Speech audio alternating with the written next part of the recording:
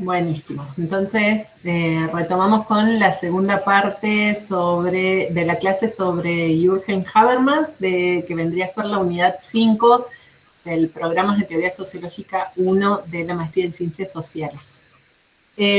Bueno, les decía que lo que me quedaba contarles era sobre el concepto de sociedad que plantea Habermas y su propuesta política.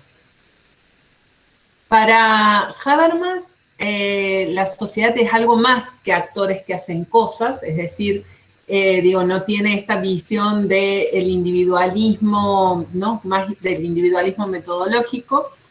Para Habermas, la sociedad es una coordinación o concatenación de actores que hacen cosas.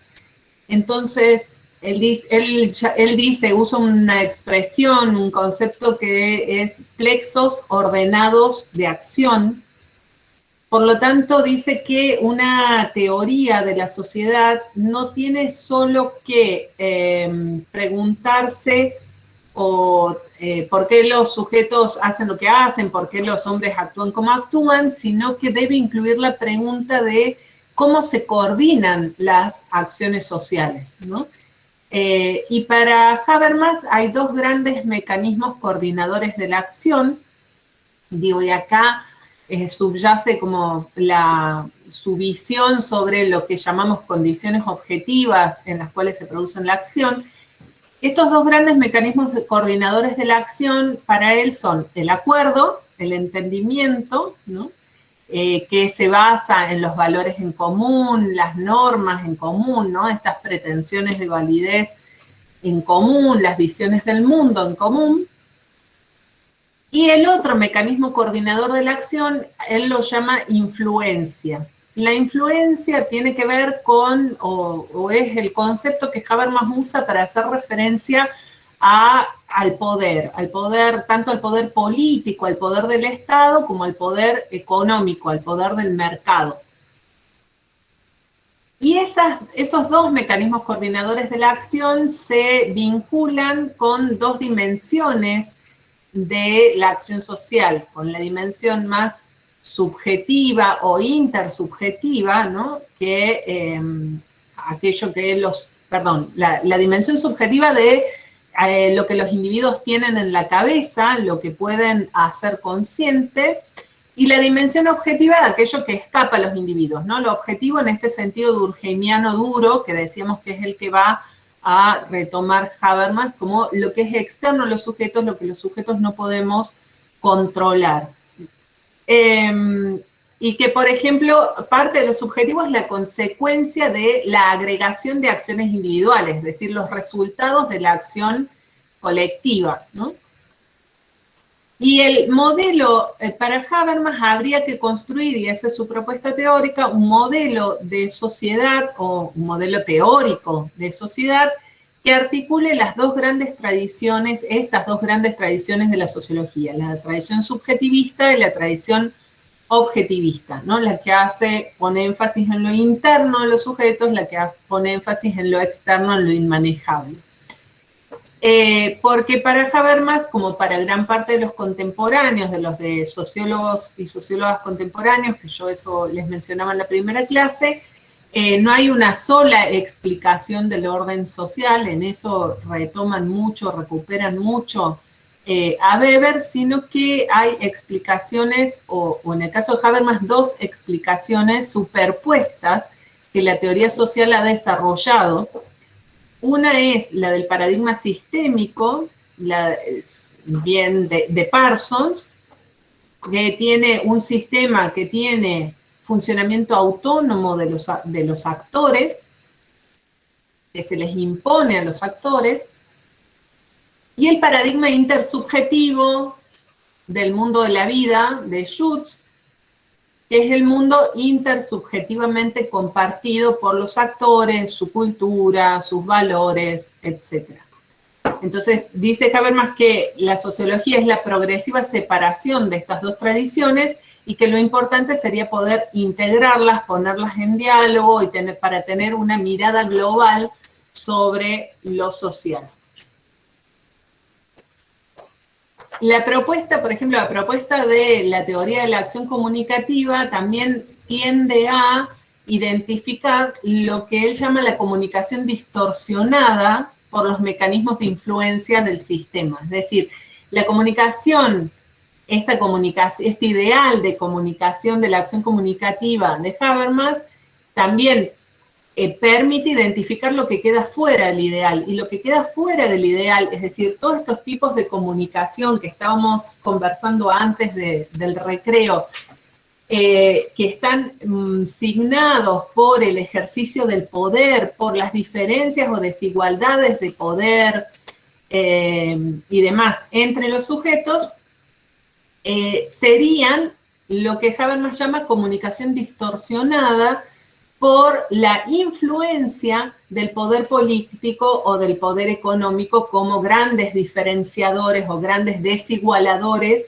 en la vida social. Y que eso da lugar a la manipulación y a la influencia, pero ya no es una influencia pensada como los pragmáticos de pretendo influir en los demás, sino la influencia pensada como manipulación, ¿no? Como comunicación distorsionada en este sentido más habermasiano. Y hay un cuadrito sobre esto, pero creo que se entiende bien, ¿no? ¿Verdad? No hace falta, buenísimo. Porque hasta que hago la presentación y todo. Una pregunta. Dale, Martín. No, dijiste sistémico de Parsons y el otro, que me perdí. Perdón, estaba hablando con el micrófono apagado. El paradigma intersubjetivo de Schutz.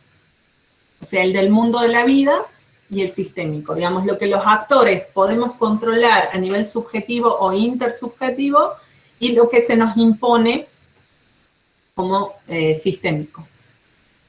Y con eso tienen que ver, o sea, a eso corresponden, bueno, sí les voy a poner la presentación, así lo ven como gráficamente, porque a eso corresponden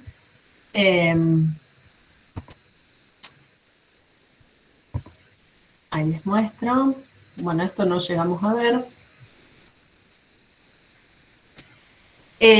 Digamos que a cada uno de estos paradigmas explicativos va a corresponder una dimensión de la acción social y un mecanismo coordinador de la acción. Eso es lo que me interesaba mostrarles en este cuadrito, ¿sí? Es decir, el mecanismo coordinador de la acción, del acuerdo, la búsqueda de entendimiento, digamos, el propio de la acción comunicativa, tiene un énfasis en la relación intersubjetiva en el mundo de la vida, en este paradigma. Acá está mal escrito, es el paradigma al revés, claro. Sí, lo puse al revés. Bueno, ustedes entienden, ¿no? Sí. Gracias.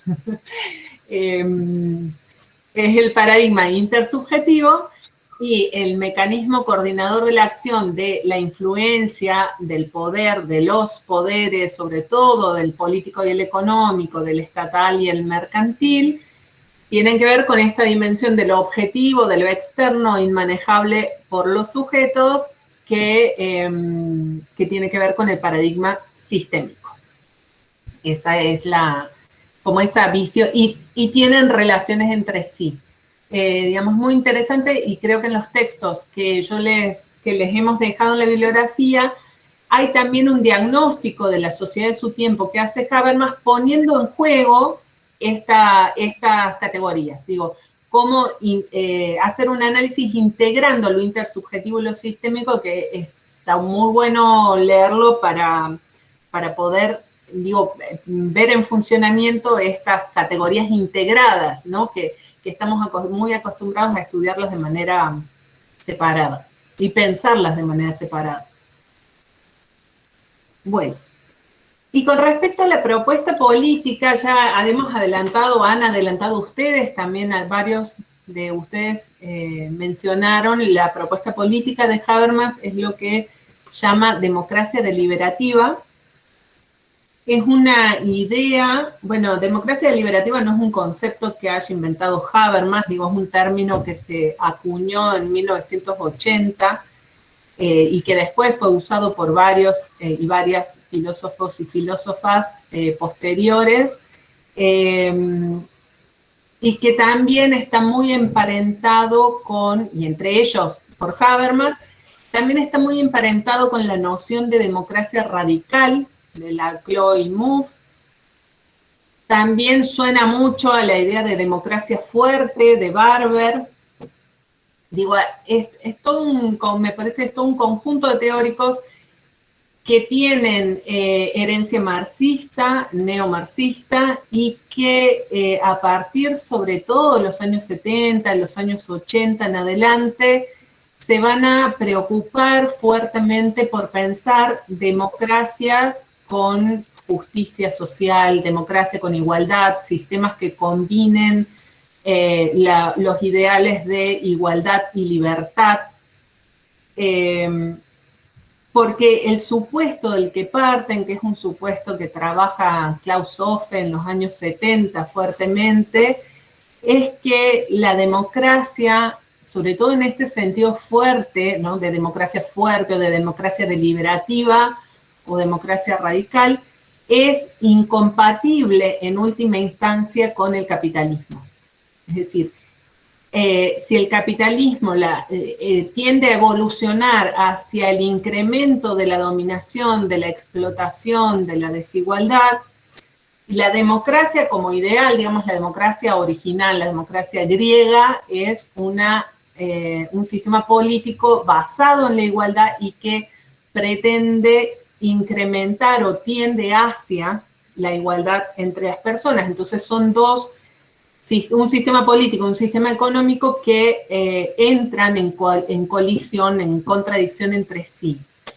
Lo que dice Hofe en los años 70, y que a mí me parece que está en la base de estas propuestas políticas, es que lo que pasó, sobre todo en el siglo XX, en el siglo XX europeo, por supuesto, digo por supuesto por los autores que estamos nombrando, es una solución de compromiso, una solución que permite la coexistencia entre democracia y capitalismo, y que para permitir esa coexistencia el capitalismo resigna parte de su afán explotador para permitir la construcción de los estados de bienestar, mientras que la democracia resigna parte de su afán igualador al aceptar la democracia representativa con competencia entre partidos de masas.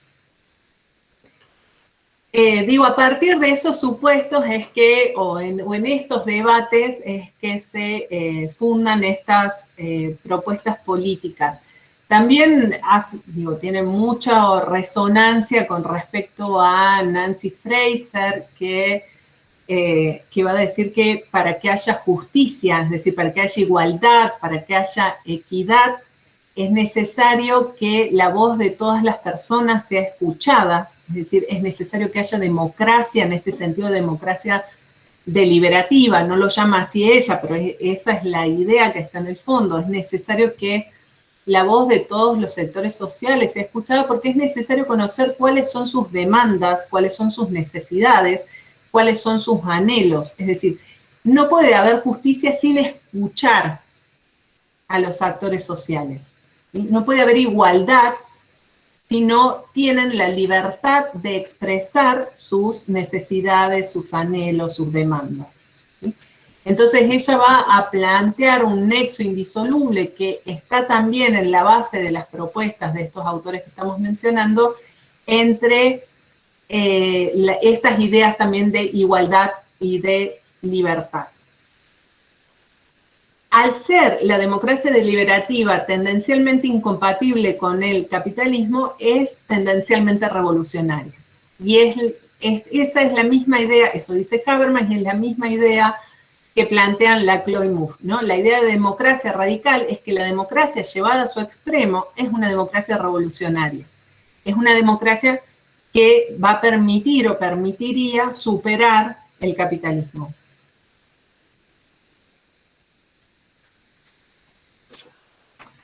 Y la democracia deliberativa, bueno, es una democracia que se basa en la búsqueda de acuerdos, un acuerdo racionalmente motivado, racionalmente con una idea de racionalidad emancipadora, crítica, ¿no? El tipo de racionalidad o de razón comunicativa de la que venimos hablando, que presupone, como decíamos, sujetos autónomos, capaces de ejercer la crítica, capaces de asumir la voz pública, capaces de expresar su visión sobre el orden social y sobre su propia situación en ese orden social. Es una democracia que apunta a dar lugar al debate, al cuestionamiento, ¿no? A la autorreflexión, y que para eso debe garantizar las posibilidades de hacer preguntas, garantizar las posibilidades de argumentar, garantizar las posibilidades de deliberar, de debatir, de criticar, etc. Y para garantizarlo, una democracia deliberativa debe tener mecanismos que permitan restringir la capacidad de influencia del poder político y del poder económico.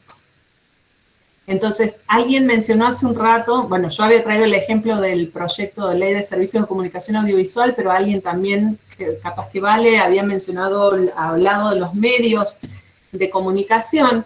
En una democracia deliberativa, por ejemplo, los medios de comunicación no deberían quedar librados al mercado, porque hay, como hay hoy en Argentina y en toda América Latina, donde los niveles de concentración de la propiedad privada comercial de los medios de comunicación es altísimo, eso implicaría un ejercicio indebido de la influencia y por lo tanto una distorsión de la comunicación pública en estas sociedades. Entonces, eso impacta de manera directa en la democracia. No hay democracia deliberativa posible si no se restringe esa capacidad de influencia y de distorsión fuerte del mercado, en particular en todo lo que tiene que ver con el debate público, como son los medios de comunicación, las redes sociales, plataformas, etcétera, etcétera, ¿no? Acá, en particular, pero no solamente. Sí. El concepto de influencia es entendido como, o sea, negativo, digamos, como manipulación. Sí. Exacto, sí, por eso marqué la diferencia con la influencia en términos pragmáticos, digamos. En este sentido, en el sentido que le da Habermas, es el sentido de la manipulación, sí, totalmente. Profe, una pregunta. Sí, vale. ¿Quién restringiría el Estado? ¿Quiénes entienden? Sí, el poder del Estado debería, por ejemplo, restringir o enfrentar el poder del mercado. Sí, por ejemplo.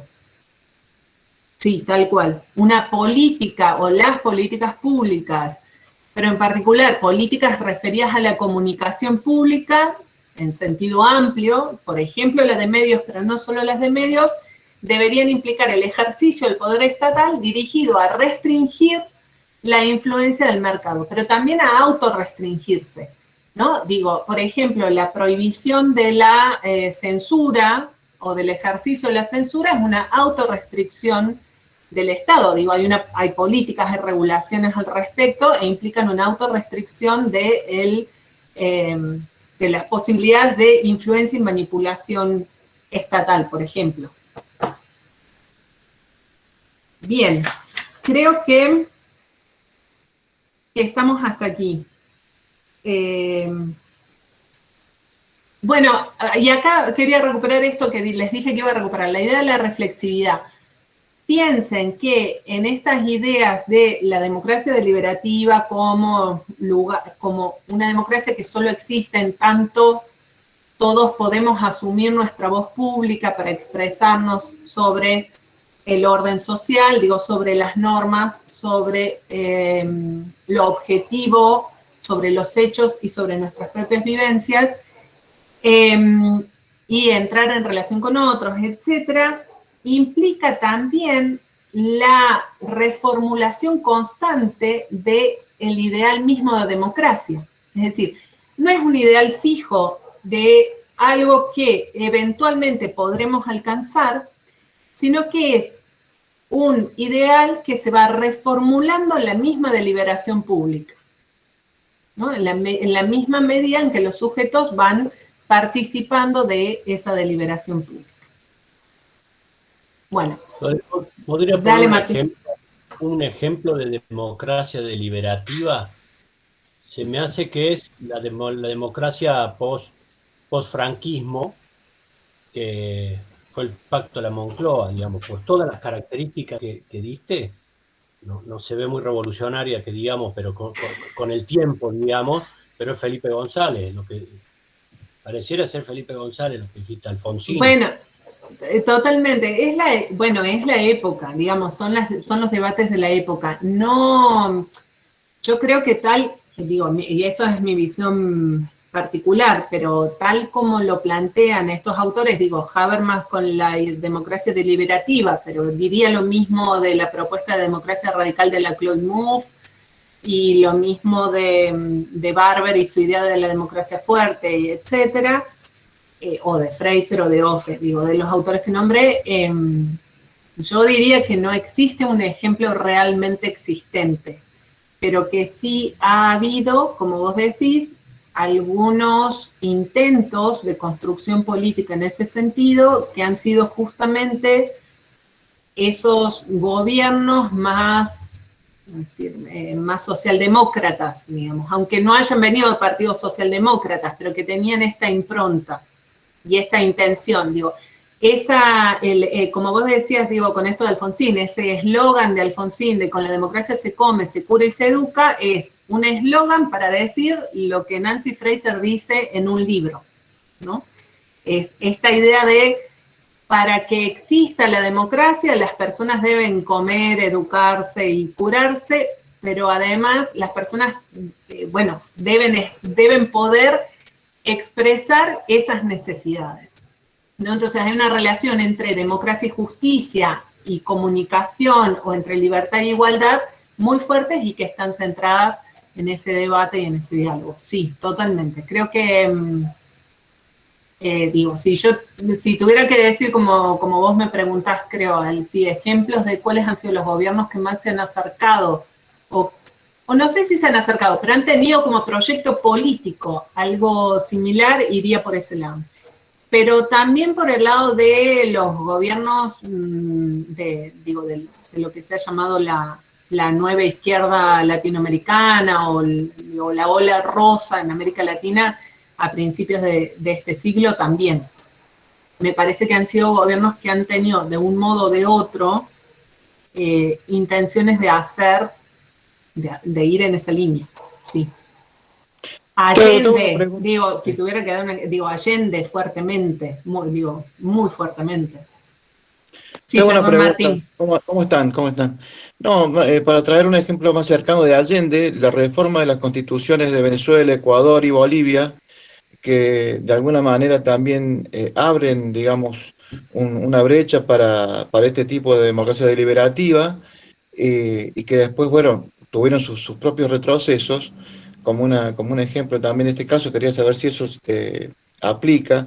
Y después otra pregunta concreta, el rol de, cómo el mercado se apropia también de estos conceptos de la democracia deliberativa y los utiliza, digamos, para bastardear el sentido más profundo, como son las audiencias públicas, por ejemplo, en los contratos de los servicios públicos, que son normativas hechas a medidas del mercado. Y la otra cuestión que planteo es cuál es el rol de la sociedad civil, digamos, en la democracia deliberativa y su ejercicio, más allá de las limitaciones propias por incapacidad o por vicios del poder político, ¿no? Sí. Bueno, está bueno, Martín, lo que traes también de las audiencias públicas, porque esos son todos mecanismos, o sea, además, podemos pensarlo en términos de cuáles han sido los procesos históricos más parecidos a este ideal, por un lado, que creo que eso va en la línea de tu primera parte, la primera parte de tu intervención, Martín Valencia, y de la intervención de Martín Fresneda, pero también podemos pensarlo como mecanismos dentro de la democracia representativa, y en ese sentido hay un montón de mecanismos e instituciones que intentan a nivel local, municipal sobre todo, o comunal, y también a nivel por sectores, trabajadores o en determinada empresa, etcétera, instaurar mecanismos e instituciones participativos donde se ponga en juego una idea relativa a la democracia deliberativa, a la democracia radical. Digo, también hay muchas experiencias en ese sentido y en Argentina en particular. Y en esas experiencias también entran en juego los mecanismos de influencia. Lo que pasa es que también es qué tan bien reaccionan y qué tan buenos resortes tienen esas instituciones para frenar y restringir esos mecanismos de influencia. Totalmente. Eso también es un excelente ejemplo. Santiago, habías levantado la mano. Sí. Sí, profe. Yo quería hacer una consulta en relación a un concepto que viene dando vueltas, quizá, yo no sé muy bien a qué autor refiere, quizá por ahí más en el ámbito de la militancia, que tiene que ver con lo que se dice democracia participativa. Yo creo que está relacionado, eso te quería preguntar, y me parece que tiene más que ver con una democracia más o menos en el mismo sentido, que tiene más participación, pero más ligado a movimientos sociales, ya de base, digamos, la participación, no tanto como un sistema instaurado desde arriba, desde un partido que lo propone. ¿Puede ser? Sí, totalmente. Estas ideas de democracia deliberativa, fuerte, radical, tienen que ver con lo que así como globalmente se llama democracia participativa. Ahí hay montones de modelos teóricos y también montones de iniciativas implementadas en términos prácticos, digamos, en la práctica política también. Estos tres que mencioné son tres de estos modelos, que son modelos que lo que están haciendo es criticar a la democracia representativa tradicional como un modo de hacer coexistir a la democracia con el capitalismo. Lo que están pensando son modos de hacer estallar esa coexistencia entre democracia y capitalismo. O sea, hay una apuesta a profundizar la democracia en términos participativos, deliberativos, radicales, según cada quien le ponga, para hacer estallar esa buena relación, ese buen matrimonio entre democracia representativa y capitalismo. Y lo que vos estás planteando vincula también con la última parte de lo que decía Martín Valencia, que yo me olvidé de mencionar. Digo, esta relación con lo que se llama, o es llamado como sociedad civil, digo, aquella sociedad organizada que no es ni mercado ni Estado y que mantiene relaciones de autonomía relativa del mercado y el Estado. Sí, totalmente. Va por ahí. Martín. No te estoy escuchando bien. ¿No? En relación a lo que decía Santiago, sí. Hay un aporte que está bueno para relacionarlo, porque todo cómo viene desarrollándose el perfil de Naciones Unidas como organismo internacional, ¿sí? Que regula de alguna manera y monitorea el cumplimiento de los acuerdos internacionales, tratados o convenciones, y la OEA como sistema que tiene dos mecanismos fuertes, que es Comisión Interamericana de Derechos Humanos, Corte Interamericana de Derechos Humanos, han avanzado con conceptos, por ejemplo, en su jurisprudencia, con conceptos clave entre lo que significaría una igualdad formal a una igualdad sustantiva. ¿Qué quiere decir eso? Ese concepto ya no es una cuestión de formalidad jurídica, sino que la Comisión, la Corte, vienen a llevar adelante, yo diría, un paso más algunos conceptos que están incorporados en la Declaración Universal de los Derechos Humanos, en la Declaración Universal Americana de Derechos del Hombre, que tiene que ver con modelos y roles de Estado. Y el tema de democracia participativa es, por ejemplo, uno de los ejemplos más claros donde las convenciones y tratados empiezan a tener una característica más imperativa sobre los gobiernos democráticos, ¿sí? Que es, por ejemplo, el carácter vinculante de la OIT, el convenio 169 de la OIT para pueblos originarios en relación a el consentimiento previo e informado sobre pueblos originarios, ¿sí? Propiedad comunitaria de la tierra sobre pueblos originarios.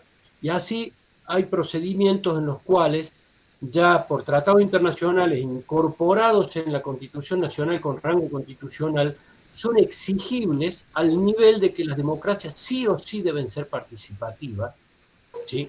Porque si no participa la sociedad civil, ¿sí?, terminan siendo nulos. Por ejemplo, los informes ambientales previo a una obra pública en un lugar de reserva preservado, ¿no? Digo porque tiene un estatuto mayor, ya no es una cuestión, al menos para los países de Naciones Unidas y la OEA, ya no es una cuestión que pueda llegar a ser un discernimiento o una discusión, es imperativo. Tal cual. Tal cual. Además, bueno, sobre justamente estas, lo mismo que venimos diciendo desde el principio, estos debates, a ver, a mí me parece que Habermas, la teoría habermasiana tiene las críticas que ya hemos ido mencionando, ¿no? Y que son válidas y tienen asidero, pero también es una teoría que ha calado muy fuerte en, no solo a nivel, digo, no ha tenido solo una influencia académica, digamos, que es lo que yo les decía al principio, que la ha tenido, sino también ha tenido una influencia práctica muy concreta y que es retomada en un montón de iniciativas de práctica política a diferentes niveles, y esos diferentes niveles además se articulan. O sea, esto que con estos ejemplos a nivel internacional que mencionaba Martín Fresneda, digo, desde esta superestructura, usando ya desde el sentido común lo que dice Marx, digo, no es correcto en términos marxistas, pero digo, desde este macro nivel hasta el nivel de base de los movimientos sociales, que es lo que traía Santi. En el medio los estados nacionales, en el medio los bloques regionales, digo, en todos esos niveles es posible pensar estas interacciones. Entonces, por eso yo sigo sosteniendo, y por eso lo incluyo en el programa del curso, que Habermas es un autor que es necesario conocer y repensar, aunque sea para pelearse con él, porque además, frente a las grandes tragedias de los países y las grandes tragedias de la humanidad, las salidas o los intentos de salida han tenido que ver con comisiones de diálogo. Digo, desde la creación de Naciones Unidas a pensar, por ejemplo, digo, ya que trajimos a Alfonsín hace un rato, me acordaba del Consejo de Consolidación de la Democracia, digo, una apuesta a salir a construir consensos post-dictadura y de construcción de la transición democrática entre todos los sectores políticos, culturales y demás, e intelectuales del país. Las comisiones de paz y de verdad que les mencionaba anteriormente, es decir, frente a las grandes tragedias que ponen en juego la convivencia humana, que amenazan la existencia misma de la humanidad o de algunos grupos de la humanidad, esas han sido las salidas. Entonces me parece como súper importante para pensarlas, ¿no? Y para pensar también sus limitaciones, sus posibilidades, los mecanismos con los cuales llevarlas a cabo, etc. Bueno. ¿Alguna otra cosa para aportar, comentar? Will, sí. Rescatar. Dale, Martín. No, rescatar lo que decía Martín Fresneda al principio, de que él lo banca a Habermas, porque Habermas abre una puerta para discutir y para plantear a escala que sale de su mirada eurocéntrica, porque a ver cómo la democracia deliberativa, participativa en su teoría política funciona en África, funciona en Latinoamérica, funciona en el tercer mundo. Ese ejercicio de cómo planteaba también Martín, se van adaptando las normativas y lo formal se convierte en sustantivo y es oponible y bueno, y nacen los derechos de tercera y cuarta generación.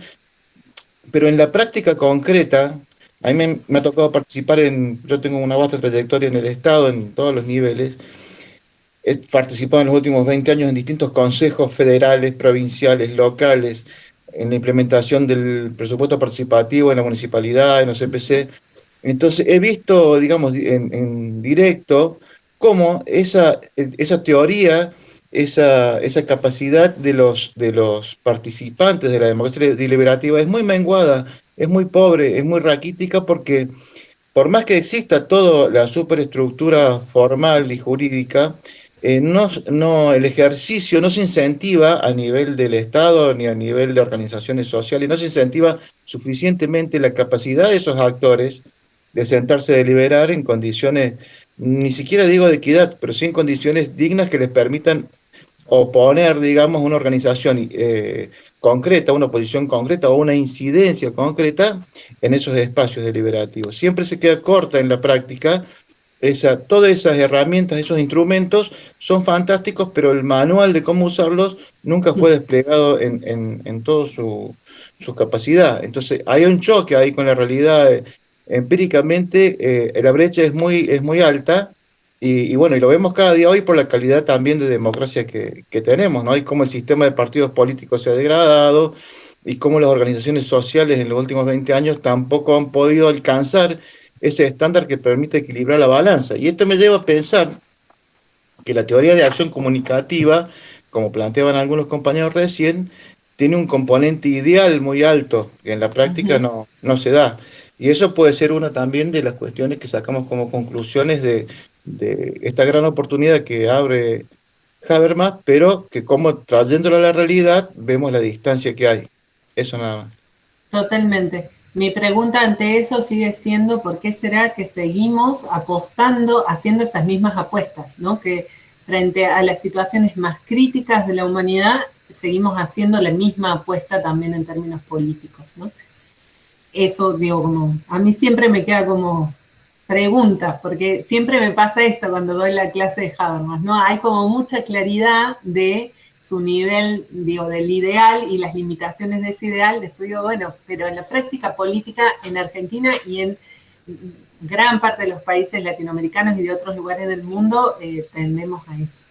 Eso por un lado. Y lo otro que les quería plantear, digo, pero así ya brevemente, es que también me parece interesante pensar Habermas hoy. Emi, sí. Alguien había levantado la mano, Will, creo. Ay, perdón. Sí, el Will. Sí, quería hacer un comentario un poco sobre la realidad boliviana, este tema que estamos conversando. Y en Bolivia, a fines del siglo pasado, se introducen conceptos de este autor que terminan siendo traducidos por un pensador boliviano que se llama René Antonio Mayorga, y que traduce en la posibilidad de avanzar hacia un presidencialismo parlamentarizado. Pero con la Constitución de 2009 hay mecanismos que se han introducido, como el control social, que permite que la sociedad y las organizaciones sociales, los organismos indígenas comunitarios puedan participar y decidir, y además realizar un control directo en el accionar de todo el aparato estatal, ¿no? Entonces, gran parte de esta propuesta se ha ido introduciendo, aunque de manera formal, todavía, porque creo que es sobre todo un tema cultural, formalmente, declarativamente está en la norma que se viene desarrollando, ¿no? Buenísimo. Gracias, Will. No, les decía que lo otro que yo quería plantearles para pensar es que Habermas habla en el siglo XX sobre estas pretensiones de validez sobre las que habría consenso, ¿no? Sobre las que ya habría acuerdo, ¿no?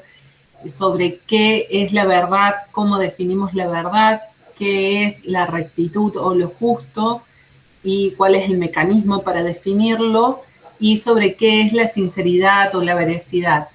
Y fíjense cómo hoy en día, digo, en estos últimos años, asistimos a una crisis muy fuerte de esas pretensiones de validez sobre las que se construyó un consenso difícil, pero se construyó un consenso que funcionó bastante desde la posguerra, yo diría que hasta comienzos de este siglo. Y hoy en día estamos frente a una embestida muy fuerte de los discursos, por ejemplo, de los discursos anticientificistas, una reformulación, por lo tanto, de una crítica fuerte a aquello que denominamos verdad y lo verdadero, y cuál es el mecanismo para definir lo verdadero. Digo, estamos teniendo discusiones que no sé, desde la ciencia desde quienes tenemos formación científica nos parecen inauditas, pero que están sucediendo en el debate público en Argentina y en muchos otros países del mundo. Digo, las posiciones anticientificistas, negacionistas de la historia están teniendo muchísima, negacionistas de los genocidios, por ejemplo, están teniendo mucha relevancia, entonces hay un cuestionamiento, una puesta en crisis fuerte de lo que definimos como verdadero, hay un cuestionamiento, una puesta fuerte también de aquello que definimos como justo, ¿no? Hay una puesta en crisis fuerte, y hay una puesta en no sé si es una puesta en crisis, pero sí hay un trabajo que yo no termino de conceptualizar o de analizar bien, pero sí hay también, y relacionado con lo anterior, un trabajo muy fuerte sobre aquello que consideramos sincero y auténtico, incluso en los líderes políticos, ¿no? Pienso en Boris Johnson, pienso en Trump, pienso en Bolsonaro, o en algunos personajes también que tenemos en Argentina y en otros países latinoamericanos que aún no llegaron a presidentes, pero esta idea de que es auténtico decir barbaridades en el sentido de barbaridades en términos de lo que considerábamos recto y justo hasta hace muy poco, ¿no? Hacer comentarios homofóbicos, misóginos, racistas, es supuestamente, o sea, políticamente incorrectos, es supuestamente una marca de autenticidad política. Y eso está muy en juego en varios de estos personajes que comienzan a aparecer cada vez más en nuestros sistemas políticos y que en algunos lugares han llegado incluso a ganar elecciones. A mí me parece que hay ahí, en esta tríada de lo que Habermas consideraba que eran consensos de la posguerra, que se están poniendo en crisis fuertemente ahora y que con algo de eso tienen mucho que ver las situaciones políticas que estamos viviendo y muchos de nuestros debates públicos. O sea, hemos tenido ahora durante la pandemia, ya lo hemos mencionado en nuestras clases, pero discursos inauditos sobre negacionistas de la existencia del virus, después que cuestionaban la efectividad de las vacunas, cuando la historia de la humanidad, la historia de las epidemias de la humanidad muestran que esas han sido las salidas. Me parece que ahí hay un meollo al que habría que prestarle atención y que está puesto en crisis en nuestras sociedades contemporáneas. Eso. Bueno, vamos a trabajar un ratito con Nati.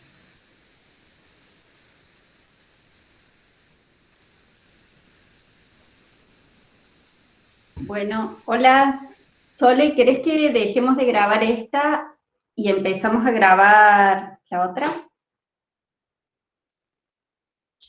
Para subirlo después más fácil, digo.